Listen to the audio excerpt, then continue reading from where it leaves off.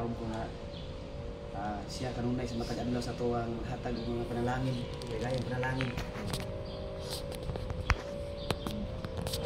Kung gabasaan karon na verse chapter Deuteronomio 28 ang iyang bersikulo 5 padong sa 1 padong sa 6. Kung tahoron ninyo ang Ginoo nga inyong Dios ug tumanon ang tanan niyang mga sugo nga gihatag ko kaninyo niini adlaw, himuon ko kamo niya nga labaw sa tanang kanasuran sa tibuok kalibutan. Amen. Kung tahoron ninyo siya, maangkon ninyo ang tanang panalangin. Panalanginan niya ang inyong kalungsuran o kaumahan. Panalanginan kamo sa Ginoo og daghang mga anak, daghang kahayupan ug daghang abot sa yuta. Panalanginan niya ang inyong mga abot ug mga pagkaon. Panalanginan kamo niya sa tanan ninyong buhaton. Sabta na to nga daghang gaigi saad ang Ginoo sa tuwa. Kaya tumanon ng iyang mga gisubo niya sa tuwa. Ang tanang butang nga atong gihangion, tanan niya nga igahatag nato. Amen. Sama sa mga pagkaon. Mga pagkaon nga iyang panalanginan niya ang yuta nga iyang hatag sa tuwa. Tagaan ta niya mga daghang mga anak. Sa mga daghang mga anak ug dili na butang ko diri sa iyang ang kanasuran bali di sa atong mga lugar na to kuyo kita nga na masinulundom sa iya tanang ang kini atong naso dili maglisod sa tanang mga panghinanglanon nato. Amen.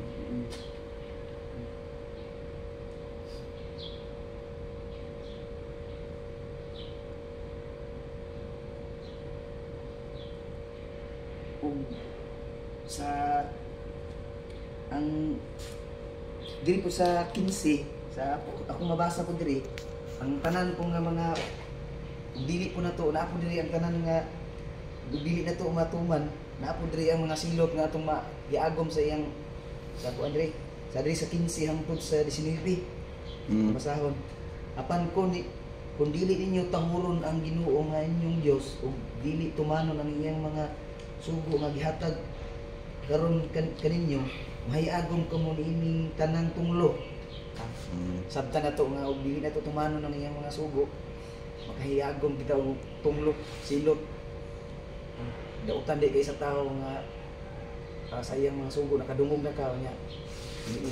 Dili mo gitumanon, imbis imong tumanon, gabuhat na noon ka og dili maayo. So dili ginaangay nga makapalagan sa ato sa kita sa Ginoo nga may tabo sa tuwa.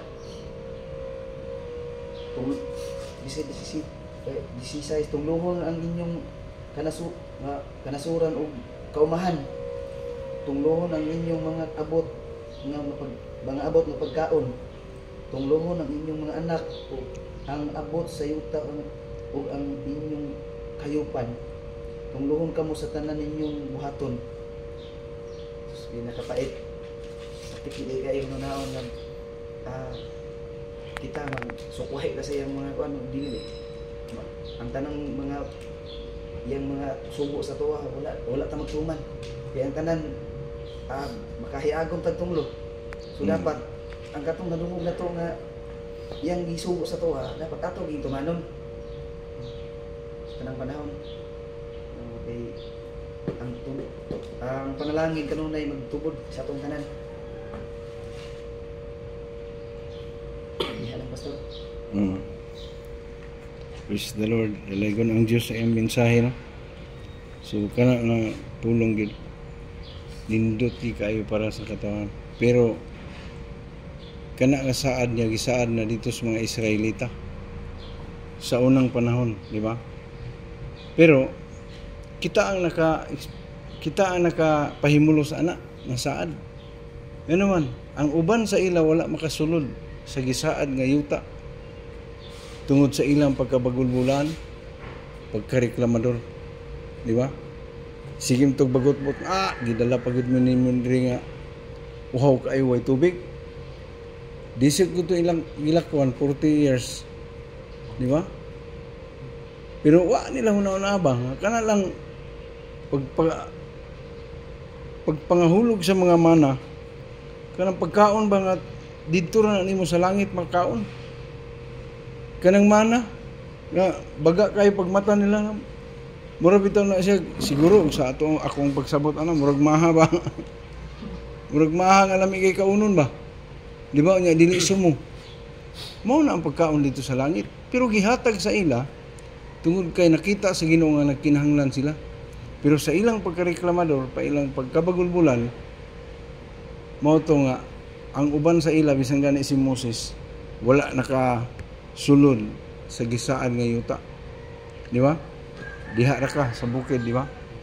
Namatay siya dito sa bukid. Dito rin siya namatay. Gingnan siya sa Ginoo, ikaw dili ka makasulod. Ngano man, tungod sa kasukoy ang ipakita sa mga tao.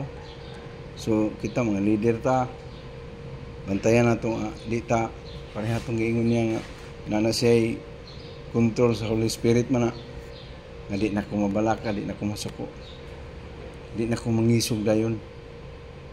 Nana kay control sa Holy Spirit. Ingana ba? Si Moses nawad-an siya pasensya tungod kay bagulbulan ang mga tao reklamador. Gutom kayo, di mi pabaklay mi ning deserto. Di gipamaak sa mga halas ang 3,000 ang mga tao. Di ba? 23,000. 23,000 gipang pamaak sa mga halas nga matay. Mo to nga niingon si ang Lord nga dahil nag-ampo naman si Moses maluoy taon ka. Unsaon man pagkahibalo niya nga ikaw ang Diyos kung imo silang patyon. Nagpakiloy si Moses. Ayon na intaon buhata ang mga tunglo nga imong giingon sa ila. Di ba? Tungluhon ko ang inyong pananaw kaayupan. Tungluhon ang inyong mga anak. Tungluhon ko ang inyong mga tanan nga, di ba? Ang inyong kinabuhi. Bisan unsaon niyo pagpaningkamot na apil na diha sa imong gibasa. Ang tanan ninyong pagpaningkamot tungluhon. Di ba? Kay kana magud nga promise, nindot kay ba? Kana imong sa 5 verse 5 padulong sa 15. Kung imo na siyang basahon, mo na isaad sa Ginoo sa imong katawhan. Nga musuluray na sila, hapit na sila musulod dito sa land of promise. Tung gisaad nga kaabundansya ba nga isa pa lang kapungpong nga mangga dayungan na nila musagyad na sa yuta. Isa lang nakapungpong ha. Murag ulo na kadagko ang unod sa mangga. Grabe ng Kanaan oy. Mao na ang promise land kanang Kanaan. So ingon siya kun tumano ninyo ang akong mga sugo, di ba? Panalanginan ko ang inyong mga pananom. Ug kung tumano niyo akong mga sugo, kung buhaton niyo akong gisulti, panalanginan ko ang inyong mga kaumahan, di ba? Pero bantayan nato ng word kanang kun, di ba? Kung. Pero kung di ka magtuman, mo na sa ilahan na gisulti na sa ilas mga katawhan. O dili na sa panahon sa tuwa. Panahon na sa ila pero kita ang nakasinati. Ug kadagaya. Di ba? Ngano man, doon na may mga tao nga nagmatinud-anon ato nga panahon. Natunga man tong ang uban nakasulod sila ni Josue. Di ba? Si Caleb nakasulod sa land of promise. Si Moses wala, namatay siya dito sa bukid. Natiguang na kayo. No, tungod kay naabay nagtuman, kung tumano ninyo, ingon man siya. O kita nagtrabaho ta, kung magpadayon ka nga matinud-anon sa imong pagpanarbaho dahil sa Imroy, panlanginan ko ang imong mga panudlanan, di ba? Kanang imuhang sweldo akong i-increase, di ba? So, di ba nang nindot kay na ako magtuon lang, magbasa lagi ko na, maghila ko. Kaya nga naman, pag lapas nimo sa 16, mga tunglo ang iyahang pangbuhian. Di ba? Kung dili nimo tumanon, tungluhon ko ang inyong mga pananong, tungluhon ko ang inyong mga kahayupan, ang inyong mga anak. Napag yung mga anak, di ba? Tanawan ng uban, no? Manghambog pa. Graduate na niya akong anak, brad. Hapit na. Manghambog pa gyud. Di ba? Agriculture dito sa Musuan. Unya mo lagi, pagpanghambog. Pero ang pangutana kung nakatuman ba sa gisugo sa Ginoo. Tanawa ang uban napakyas. Kay kung mga agriculture yan, nahimo mga agriculture. Tinuod bitaw. Di ba? Unya, sige nagdala-dala ng sige, napay mga tigulang magyaw-yaw na nga naunsa na ako. Unsa ni akong junior nga. Di pa eskwela itong Musuan og technology. Mo gani. Di pa eskwela ng technology. Ang grado doktor man DR. Drop na ito. Di ba? Daghang kayo. Gadahon na siya mga graduate na. Graduate pa na agriculture man. Gipakuha kurso nga electronic. Ang resulta, pag antos boarding house, electroglongnik. Muna, mapakyas ka basta namagwikon na apan, di ba? Apan kung tumano ninyo ang akong mga sugo, panalanginan ko ang tanan ninyong pagabuhaton. Napagidya ba ang sakit kay diha? Buangon, libugon ko kamo. Di ba? Tanawa na mga anak, mga buang na inon sige pa eskwela. Kaya ano, ang hunahuna magod nga ang saad sa Ginoo, mahitabo lang kung tungod kay gisaad na. Di ba? Ang saad sa Dios dili na pwede mausab sa mga tao nga nagtuman. O nindot kay na imong natun-an ba? Balik-balikon gani na nimo basta kay ako maghilak lagi ko ana bay. Tay kay nga daghan kayo nga pakyas ana. No? Pero kung tumanon ang imo mga sugo, di ba? Kinabuhi kang matarong, di ba? Manarbaho ka nga mahimo kang honest sa imong pagtrabaho, mahimo kang mapausanon sama sa iyang gihimo. Kalma lang nga dili daling masuko. Makasulod gyud ka. Di ba? Sa gisaad sa Ginoo, sumisaad sa Ginoo sa tuwa. Kagawasan sa mga problema. Muna sa tuwa karon. Mahimo tang gawason sa mga problema, mga balayruno na to, mga utang kay di man mahimo wa tay utang, di man di ba? Usaya ang teknik gani nato, utang ta para makabutang ta. Di ba? Di ta ka motor ug di ta mangutag do exam. No? So iyan na ba? Pero bantayan gito ng apan ug kanang kun.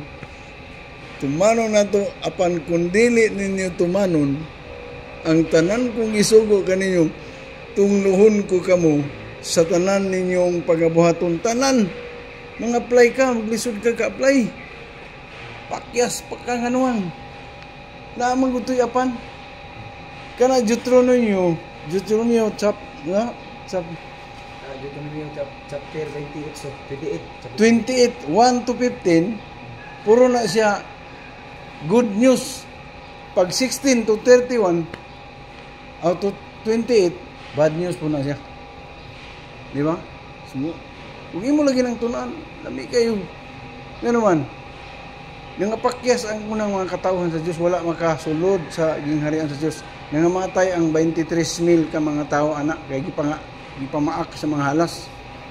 Kanya mo itong naghimo, gipahimo si Moses, paghimo ka ng halas nga buronsi. Nadia, mabasa niyo. Paghimo og halas nga buronsi nga sa panahon nga naay paakon nga mga sakop mga Israelita, ipatutok lang sila dito sa halas nga buronsi. Ipatutok lang may patanaw. Dili siya mamatay. Aron dili mamatay. Mo na gikuan. Pero pagpahinumdum sa gingon sa Ginoo nga kung tumano ninyo ang akong mga sugo, lamang gud diha maghalad ka, maghauli ka sa mga ikanapulo. Ihatag nimo ang imong panahon sa Ginoo, magtuon ka sa pulong sa inyo, magbasa ka, di ba? Mo naman ni atong gihimo. gituman na nato ang mga sugo, di ba? Muna nga kitang tanan, iya kitang panalanginan.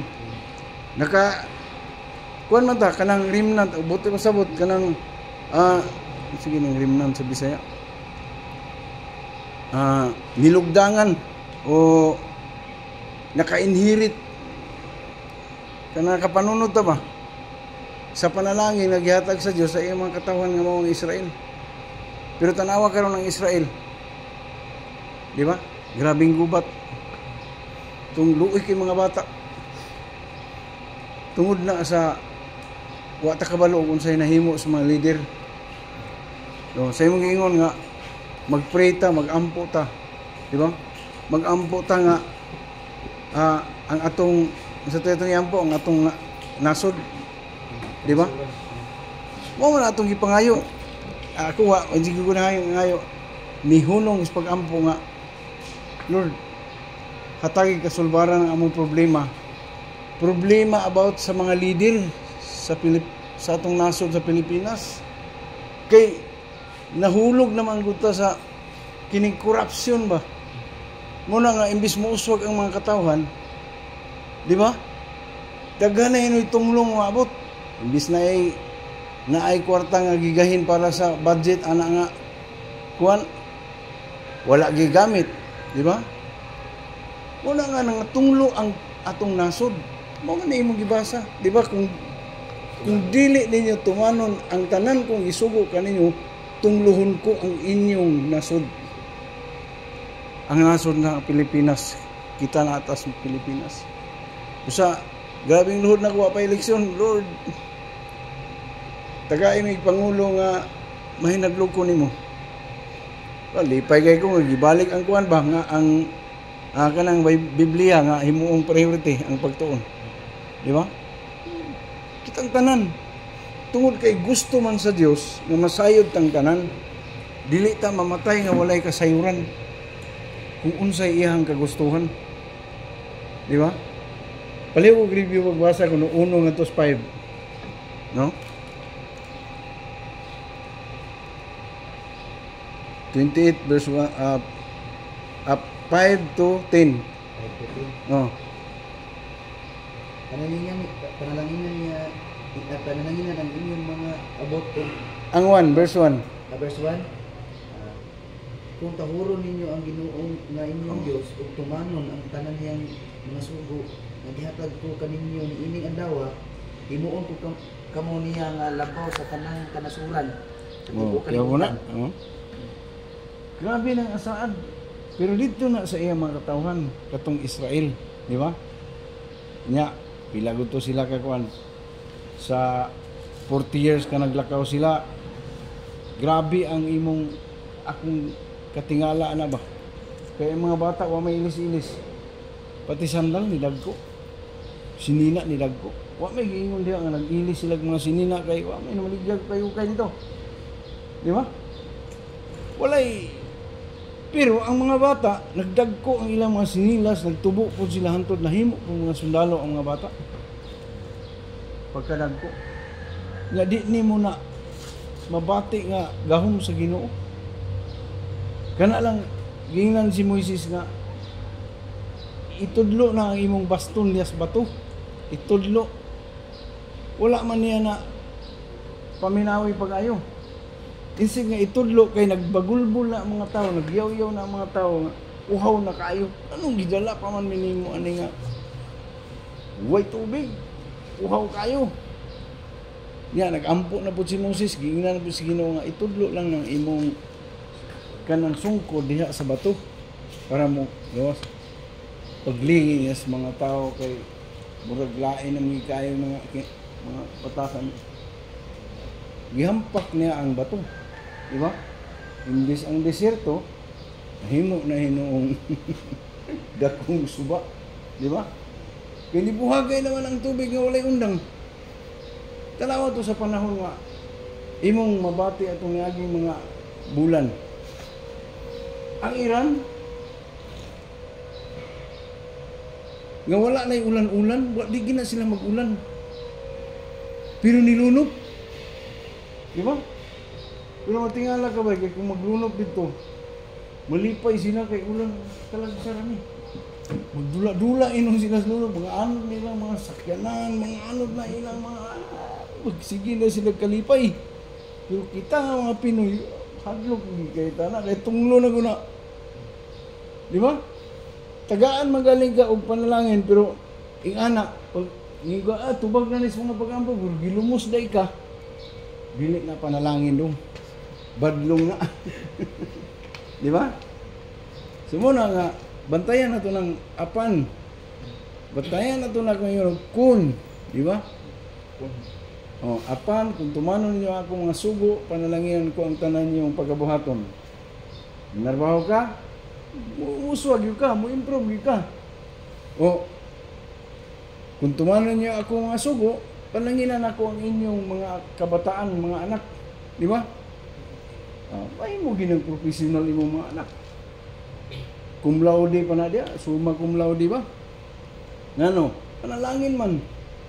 Apan kung dili ninyo tumanon ang tanan kung isu tunglohon ko ang tanan ninyong mga pananom, mga kahayupan. Daghan na kaayo itong mga sa una sa among kapanahonan, maramag pa mi nag-uma. Akong papa lipay na kayo, tagko kayong puso sa anagon. Agoy kay imbis kay nagtuumi nga mag-harvest namin. Giulod bitaw na. Ya, supaya ma-harvest na ng ulod, piting gamaya na lang. Go lang ang papa. So muna diha na igo giga diha unsa tanan nimong buhaton, magnegosyo man ka. Tungloon ka mo sa Naay tunglo. Pero naay panalangin. Basta mutuman ka. Di ba? Unsa day ang sugo, ingon man siya diha sa una mo sa dili pa mo musulod.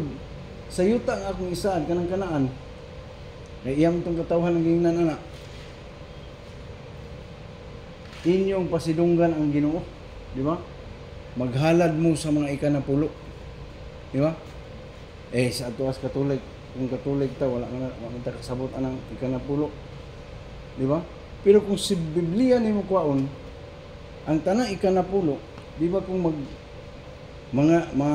mananggi ka, mangani ka, na ay mayon nga tinulo ka o inupat. Di ba? Tinulo. Iyan na una. Balaod na sa Ginoo, pero mas labaw unta dapat ang sa Ginoo. No, kung imong buhaton kay iya man ang balaod. Gisunod sa mga katigulangan nato. Na pilay bahay na pinito na naman lagi ron, pinito na. Di ba? Ang imong pito ka sa taro, isa ra imo. Ang unom dos lagi ya. Natunglo na. Pero ang gisugo gid ana, kung tumanan niyo kung mga sugo, palanginan ko ang taniyong kaumahan. Kung pag-abot niyo dito sa Kanaan, ang promised land, kanang gisaad na ko nga ihatag na ko sa inyo ug sa inyong mga katigulangan, kay ang gisaaran katigulangan man atong ginikanan pa sa Israel. Kung ilan ang kung maghalad lagi sila kanang tithes 10 sa una wa mi ka sabot halad mi kanang pulo. Pero katulik pa ta sa una, wag nato na masabti. Mo na nga bisan unsa og pagpaningkamot, may napundar nako nga. Nakapanarbaho ko. Makaana ka ba? Tako ito sildo na ko, pero ako'y napundar. Ano kay wala dahil nato matuman ang giingon sa Ginoo kanang imong gibasa diha. Chapter 28, no. Palihog lang ko review ang nagbasa ninyo. Unya inyo dahil kuhaan og application. Di ba? Kung asa dapat ang warning, asa dapat ang promise ni Lord ana. Kaya ang promise ni Lord, iblis man gina iyang mga katawhan. Niya katulad bang iyang isaaran, kita ang nagapahimulos. Nga naman, kita ang naa sa kadagaya karon. Kita pag yun ang makadawat sa umaabot nga kagawasan ka ng kaluwasan. Nga makauban na to si Kristo. Kato wala to sila. Kay sila mga nagbagot-bot man. Sila reklamador. Nga walay pagkaon, uhaw kaayo, walay mainom. Lakaw sila nga, di ba? Unya sa diha nga gibiyaan lang og pila ka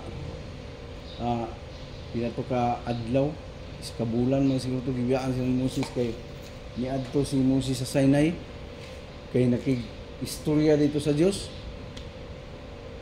Naghimo naman nun sila og bulawan nga baka ilang gisimba, giludhan nilang ayaw, gisayaw-sayawan, kay yun siya kang Aaron nga buhati mig larawan nga mo'y isimbaho na to kay wala na takabalo kung unsa na yung nahitabo atong Moses nga wa naman ibalik. Pero grabe na encounter nila ni Moses dito sa Ginoo. Sa pagtudlo, sa pagpahinumdum, kinahanglan gid tumanon niya kung saan ang paghalad, di ba, panahon sa pagsimba mohalad kita. Ayaw gid ihikaw kanang imong kinasingkasing nga pag ayaw gid ihikaw nga naman. Gamay ra na akong itandi, di ba? Una-unahon ko nimo kung gisgutan dia ang ikanapulo ang tithes. E kanang 1,000 pila imo ha? Ha? 900 ang sa Ginoo. Oh, dako ang imo o dako ang iya? Kinahanglan ginang tumanon. Ngano man pilo ang mga panalangin nga ihatag sa imong Ginoo na. Di ba? Sa trabaho, ihatag yun ang respeto sa imong agalon. Buhatag yun ang tanan nga makapahimuot sa imong agalon. Di ba? Mahimo kang magmatinud-anon Kolosas 3:23. Di ba? Buhata ang tanan alang sa Ginoo dili alang sa tao. Di kay binutan ko kay naa si supervisor nako. Pero pag wala, lingkod sa akong gamay niyo. No? Buhata nga matinud-anon. Anak ka, tarong ka sa imong ginikanan, magtahog ka. Mao man giingon. Di ba? Kana nga mga pabalon-balon di ako imo nang basahon. Kawala imong mga ginikanan. Respetuhin mga katigulangan. Di ba? Tumana ang tanan. No? Ngano man? Panalanginan ka sa Dios bisag aha ka padulong. Mag-inusara man ka, magtingalan nga, mula manarbaho ka, basta nga lang kay Ginoo. Pag uli nimo daghang kay kagdalang panalangin. So naglaon ko nga masabtan nato na pag-ayo. Unya palihog ko dalikyat og basa ana kong panahon sa kanang